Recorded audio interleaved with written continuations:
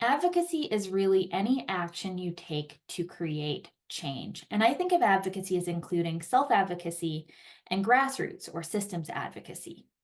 Self advocacy are the actions you take to improve a situation for either yourself or somebody you're supporting. Well, grassroots or system advocacy are people who are acting in a united way to create change. So they're influencing decision makers, for example.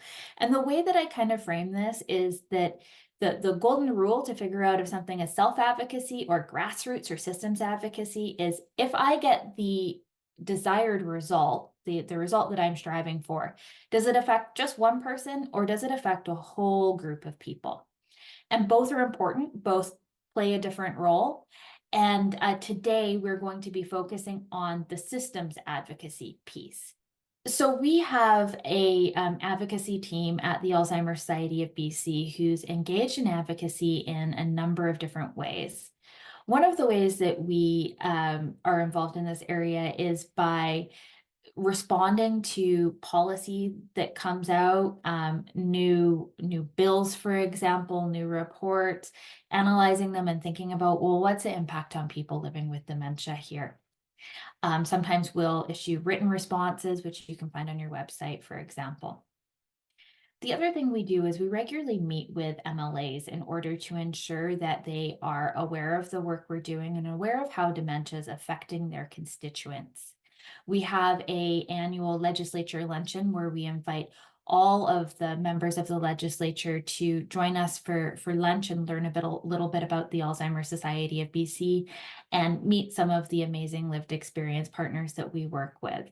For those of you who don't know, and I'm assuming that most of you will, but in case not, I will say that a MLA stands for members of Legislative Assembly, and they represent a given constituency, so a given area. So you'll all have an MLA. And if you're not sure who that MLA is, you can find out by going to the legislature's website and using the Find My MLA tool.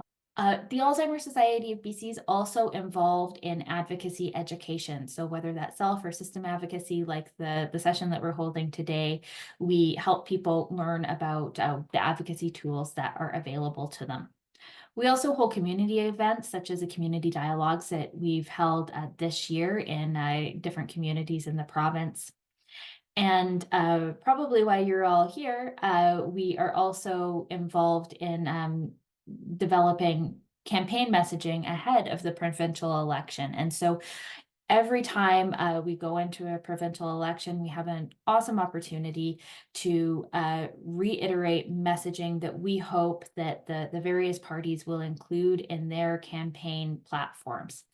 And so we, the Alzheimer Society of BC, have one voice, but our voice is stronger together. The more that we are able to reiterate shared messaging and ask the government for similar things and and political candidates for similar things, the more likely it is to land in their campaign platform ahead of the election, which is essentially the promises that they're making to the public if they are to get elected. So that's what we're doing now, and we can talk about some of the ways that you can get involved. So as I mentioned, there's really a large range of things you can do depending on how comfortable you are with advocacy. One of the things that you can do, and you can do it at absolutely any time, it doesn't need to be tied to the provincial election, is you can talk to your friends, your families, your coworkers, and your neighbors about the challenges facing people living with dementia. By sharing your stories, you help reduce the stigma and create awareness about what is needed. The next thing that you can do is you can write an email or letters to the candidates in your riding. And this gives you an opportunity to share your personal story and ask the government or the candidates in your riding what actions they're planning to take to address some of your concerns.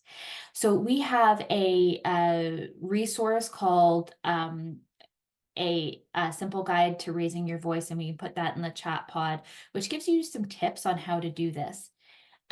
Early in June, we will also be releasing our campaign in full. So you'll get access to a new website that we've developed, which houses a number of tools that you can use to support your advocacy in the lead up to the October election, including a letter writing tool. And so that letter writing tool will make it easy for you to determine what candidates are in your writing and to send a letter which you can edit and alter to sort of make your own and share your own voice. You can also request request a meeting with your MLA. This is a good opportunity to share your experience of dementia and ask for specific things. And your specific ask will vary depending on what you are facing at that particular time. But it's really, these meetings are an opportunity for you to tell your story, ask questions, and really encourage them to consider how dementia is affecting their constituency.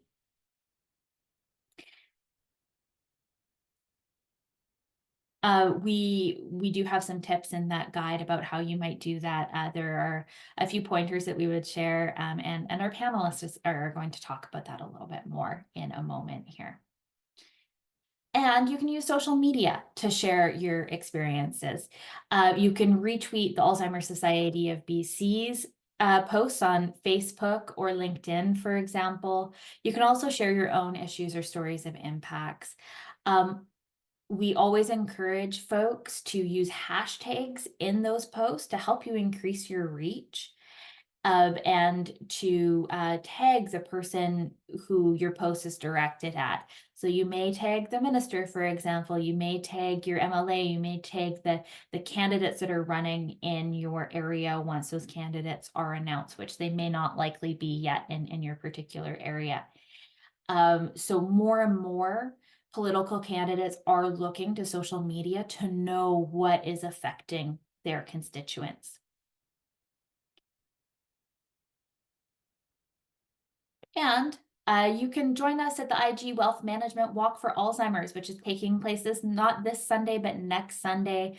We often get a good turnout from MLAs and other dignitaries at these events. So this can be an opportunity for you to chat with people in attendance about how dementia is affecting you and how it's affecting your neighbors, your family, and your friends.